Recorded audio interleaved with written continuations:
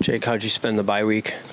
Just a lot of practices, a lot of hard practices, and just trying to get away from the game a little bit for the couple days we had off and just kind of reset going into our last stretch of games here.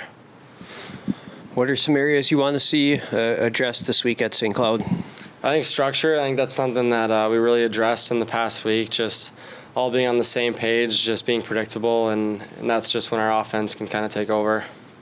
How does the Olympic sheet change the way you potentially play, or what things do you need to be aware of, especially when you go there? Yeah, I mean, obviously there's more space out there, but it's still hockey. You're still going to have to make plays, but I think just knowing when to go, knowing when to kind of just play defense and not try to rush at someone so a lot of space opens up. So, I don't know, just at the end of the day, it's just hockey. I mean, there might be some more space, but for us, it's probably just using our speed to our advantage and then taking advantage of that more ice.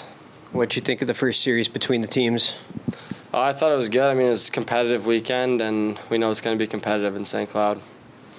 Do you anticipate any carryover from some of the chirping that was going on back and forth? Yeah, I mean, it's always competitive. I mean, every time we play them, it's kind of that close rival that we always kind of get into it with. So I'm expecting that, and it's something that we usually do well in.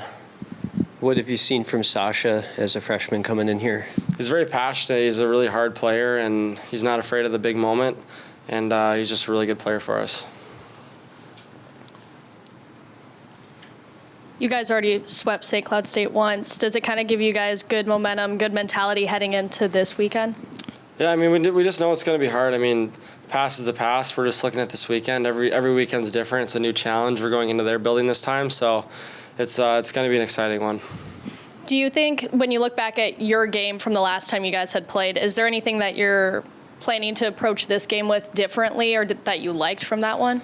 I think just trying to compete and just play hard on every shift. I mean, every game's different. I try to have the same approach for every game, kind of no matter who we're playing, and just kind of do what I can do well, and that'll take care of itself. I know you guys are big on one game at a time, but how important is this next 12-game stretch to get to where you guys want to ultimately be? It's super important. I mean, we kind of put ourselves in a spot that is not perfect, but we're trying to look at every single game as an opportunity to keep building towards the end of the year. So you said it, just not looking too far ahead, but just looking at this next game, that's the most important one for us.